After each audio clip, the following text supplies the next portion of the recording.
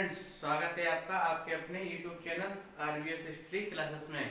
तो हमारा चल रहा था class quick revision, UP TET का क्विक रिवीजन चल रहा था। तो उसके अंतर्गत आज हम हिंदी में पढ़ेंगे क्रिया को। क्रिया को। तो क्रिया किसे कहते हैं, क्रिया के कितने प्रकार होते हैं, क्रिया पेपरों में आता है, एक सेंटेंस दे दिया जाता है, वाक्य दे दिया जाता है और उसमें पूछा जाता है कि इसमें कौन सी क्रिया है, कौन सी क्रिया है। तो उसमें सकर्मक पूछा जाता है और उसके अकर्मक के अंतर्गत जो क्रियाएं आती हैं तो उनके बारे में पूछा जाता है। तो इसे हम कोई रिवीजन में फटाफट देखते हैं, फटाफट इसका रिवीजन करते हैं। तो आता है जैसे क्रिया। तो क्रिया क्या होता है कि जिस शब्द में किसी काम का होना करना पाया जाता है, क्रिया क्या होती है? क्रिया होती है जिस शब्द में किसी काम का होना, जिस शब्द में किसी काम का होना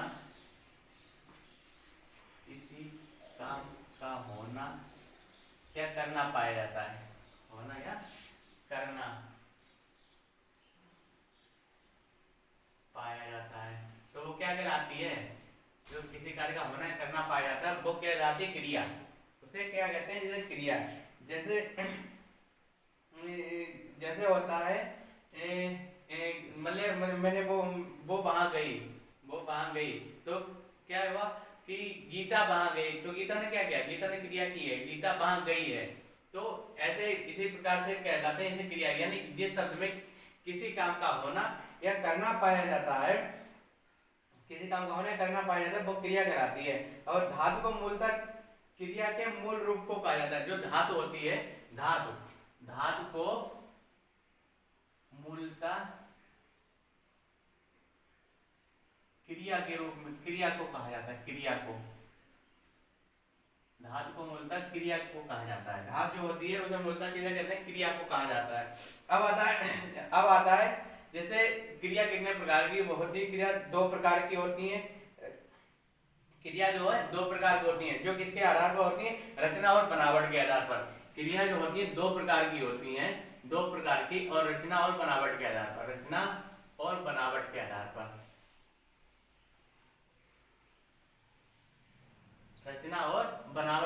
पर। ये क्रियाएं कितनी प्रकार की होती हैं? दो प्रकार की होती हैं। एक होती है सकर्मक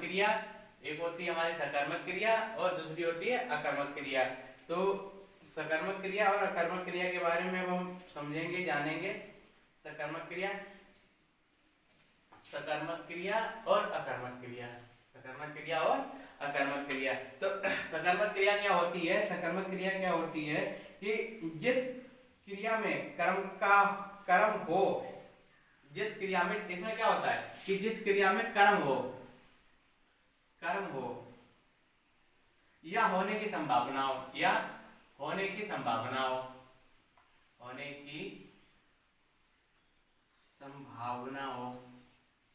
कर्म हो या होने की संभावना हो, और इसका प्रभाव क्या पड़े? क्रिया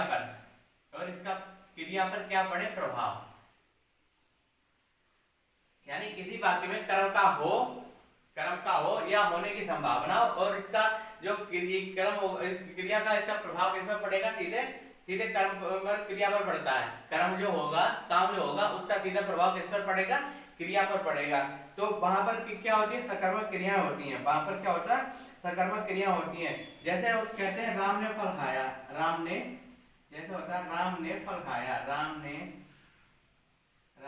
फल खाया।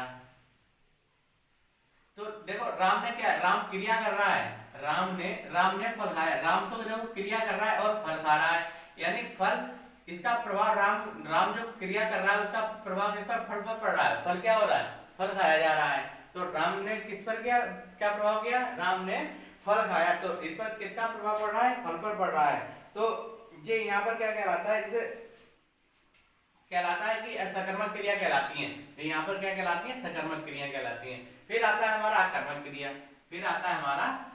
क्रिया। तो अकर्मक क्रिया क्या होता है? जिस क्रिया में कर्म ना हो, इसमें क्या होता है? कर्म नहीं होता है, कर्म ना हो या क्रिया का फल, या क्रिया का जो फल, ये कर्म ना हो, या क्रिया का फल, क्रिया का फल या प्रभाव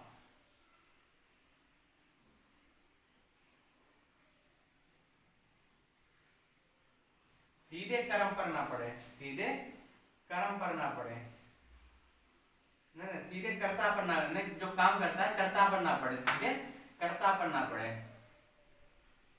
कर्ता पर ना पड़े।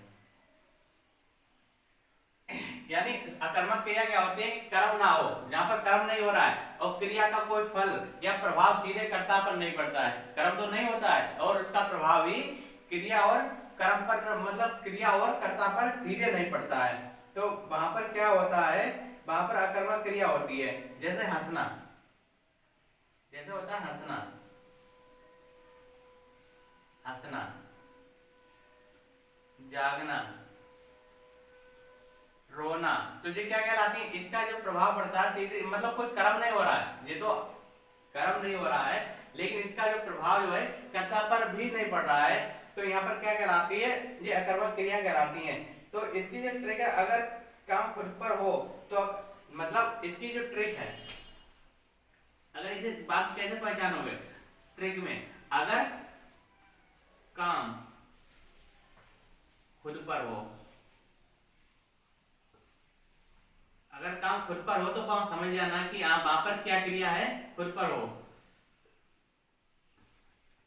खुद पर हो। अगर यहाँ पर जो, जहां पर काम अपने ऊपर हो रहा है, जैसे हंसना, हंसना हंसते कहाँ हो, अपने आप स्वयं हंसते हो, हाँ? जागते कहाँ हो, अपने के लिए जागते हो, तो ये कहां पर है, ये अपने के लिए काम हो रहा है, तो यहाँ पर क्या कहलाती है, अकर्मक क्रिया होती है।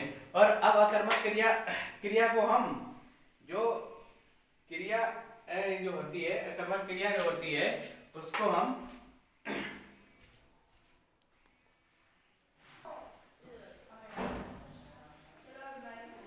क्रिया, क्रिया कहलाते हैं। तो क्रिया के अन्य भेद क्या है, अन्य भेद जिसे पूछा जाता है पेपरों में, अन्य भेद प्रेरणात्मक क्रिया के बारे में पूछा जाता है, पूर्वकालिक क्रिया के बारे में पूछा, दो कर्मक क्रिया के बारे में पूछा जाता है, संयुक्त क्रिया के बारे में पूछा जाता है और सहायक क्रिया के बारे में पूछा जाता है।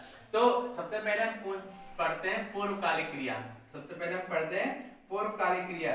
तो पूर्वकालिक क्या होता है, जब कर्ता एक क्रिया को समाप्त करके दूसरी क्रिया प्रारंभ कर लेता है। इसमें क्या करता है, कर्ता जो है एक क्रिया को समाप्त करके, एक क्रिया को समाप्त करके,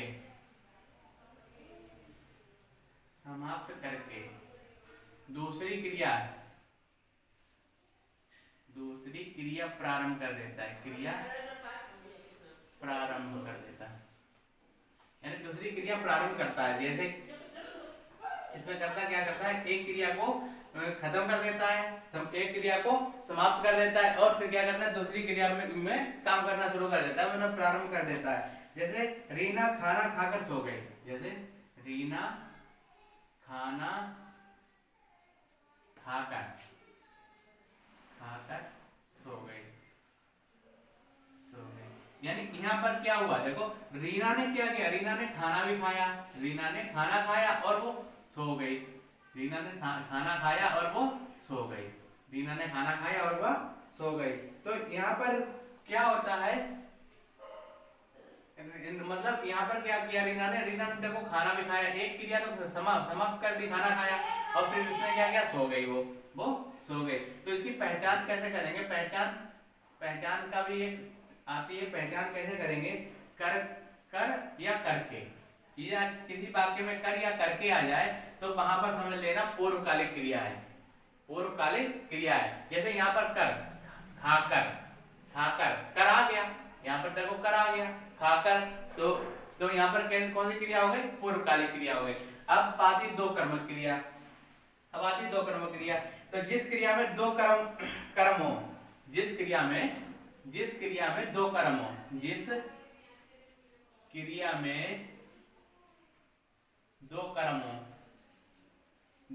में दो कर्म हो, वो दो कर्म क्रिया कहलाती है, दो कर्मक क्रिया कहलाती है। यानी जिस क्रिया में दो कर्म हो उसे दो कर्मक क्रिया क्रिया कहते हैं, क्रिया होती है, क्रिया कहते हैं, क्रिया, ठीक है, क्रिया हो कहते हैं या होती है। तो दो कर्मक क्रिया होती है। तो जैसे होता है कि रीना ने बच्चों को अंग्रेजी पढ़ाई, रीना ने, जैसे जैसे होता है रीना ने बच्चों को अंग्रेजी पढ़ाई, अंग्रेजी पढ़ाई। तो यहाँ पर क्या हुआ, यहाँ पर ये क्या हुआ कि रीना ने क्या किया, रीना ने बच्चों को अंग्रेजी पढ़ाई, दो क्रिया की हैं, रीना ने दो कर्म क्रिया की हैं। रीना ने बच्चों को अंग्रेजी पढ़ाई, अंग्रेजी और पढ़ाई, अंग्रेजी और पढ़ाई। तो यहाँ पर क्या हुआ, दो कर्मक क्रिया हुई है, दो कर्मक क्रिया हुई है। फिर आता हमारा संयुक्त क्रिया, फिर आता हमारा संयुक्त क्रिया कि जब कोई क्रिया दो क्रियाओं के संयोग से निर्मित होती है, जब कोई क्रिया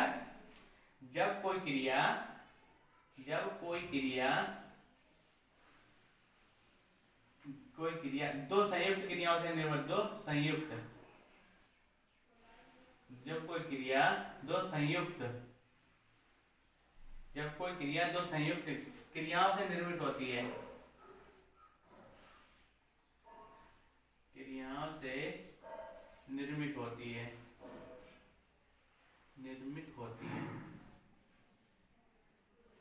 तो क्या होता है, निर्मित होती है, तो वहां पर क्या कहलाती है, संयुक्त क्रिया कहलाती हैं। वहां पर क्या कहलाती है, संयुक्त क्रिया कहलाती हैं। जैसे रीना खेलती कूदती रहती है, तो देखो यहाँ पर क्या है, जैसे रीना खेलती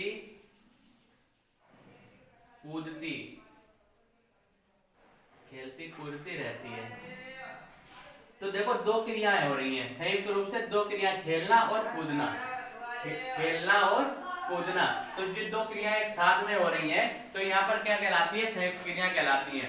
तो यहाँ पर क्या कहते हैं, संयुक्त क्रिया कहते हैं, संयुक्त क्रिया कहते हैं। तो इसकी पहचान क्या होती है, जहाँ आवाज या ध्वनि में बल लगना पड़े। तो देखो खेलती कूदती है, तो इसकी पहचान क्या होती है कि जहां पर बल लगे, बोलने में बल लगे, तो वहां पर क्या होती है, संयुक्त क्रिया होती है। फिर आती है हमारी प्रेरणार्थ क्रिया,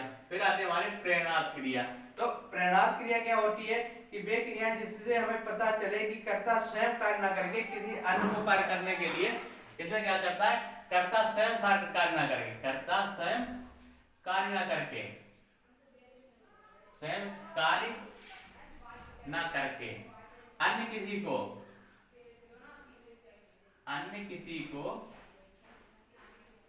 कार्य करने के लिए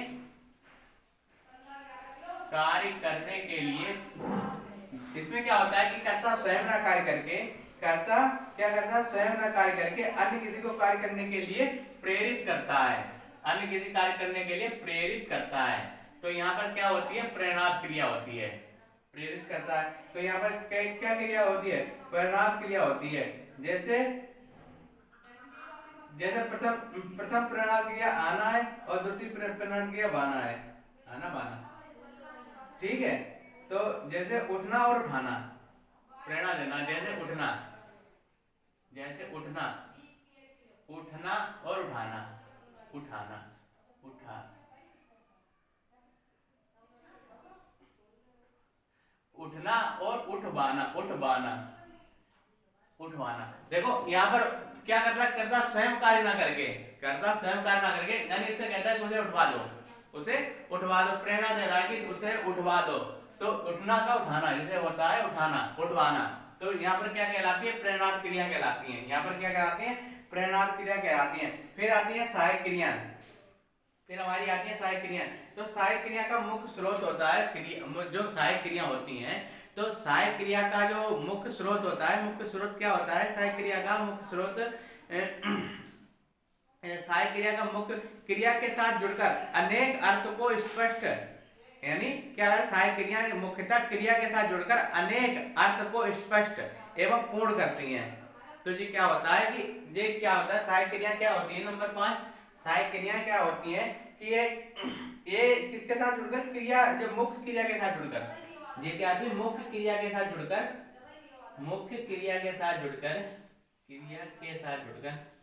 मुख्य क्रिया के साथ जुड़कर, क्रिया के साथ जुड़कर, मुख्य क्रिया के साथ जुड़कर क्या करती है, मुख्य क्रिया के उसके अर्थ को स्पष्ट एवं पूर्ण करती हैं, उसके अर्थ को स्पष्ट व पूर्ण करती हैं, स्पष्ट व पूर्ण करती हैं, पूर्ण करती हैं। तो इसमें क्या होता है कि क्रिया मुख्य क्रिया के साथ जुड़कर उनके अर्थ और को स्पष्ट करती हैं, स्पष्ट करती हैं और पूर्ण करती हैं। जैसे होता है हा है, जैसे हा है, हा हूं, तो ये क्या करती हैं, उसके साथ जुड़कर क्रिया को पूर्ण करती हैं और इन्हें क्या करती हैं, स्पष्ट करती हैं। जैसे वह स्कूल जाती है, तो क्या होता है, वह स्कूल जाती है, तो वह स्कूल जाती है क्या करता है क्या करता है, इसकी अर्थ को पूर्ण कर रहा है, अर्थ को पूर्ण कर रहा है, यानी वह स्कूल जाती, मतलब स्कूल जाती और है, तो स्कूल जाती है, तो यहाँ पर क्या कर रहा है, वो पूर्ण कर रहा है। तो इस तरह से हमने देखा कि क्रिया को क्या था, क्रिया जिस शब्द में किसी कार्य का होना पाया जाता है उसे क्रिया कहते हैं, और क्रिया मूलतः क्रिया को ही कहा जाता है, धातु को ही मूलतः क्रिया कहा जाता है। और रचना और बनावट के अलावा क्रिया दो प्रकार की होती है, एक सकर्मक क्रिया और दूसरी होती है अकर्मक क्रिया। तो सकर्मक क्रिया क्या होते हैं, कर्म जहाँ पर कर्म का होने की संभावना हो और इसका सीधा प्रभाव क्रिया पर पड़ता है, तो वो क्या कहलाता है, सकर्मक क्रिया कहलाती है। और उसमें अकर्मक क्रिया का मतलब कर्म ना हो और क्रिया का सीधा प्रभाव भी कर्ता पर ना पड़े, तो वहां पर क्या होता है, अकर्मक क्रिया। और इसके अलावा भी हम पूर्वकालिक क्रिया, द्विकर्मक क्रिया, संयुक्त क्रिया, सहायक क्रिया और प्रेरणार्थ क्रिया के बारे में पूछा जाता है, तो इसलिए हम इसका रिवीजन कर चुके हैं। तो जो बच्चे पहली बार इस वीडियो को देख रहे हैं, तो वीडियो को देख रहे हैं तो इसे लाइक और कमेंट भी करें और इसे सब्सक्राइब भी कर लें चैनल को, जिससे कि आने वाली वीडियो का नोटिफिकेशन आपको टाइम से मिलता रहे और आपकी जो पेपरों की तैयारी वो कंटिन्यू बनी रहे। ठीक है, थैंक यू।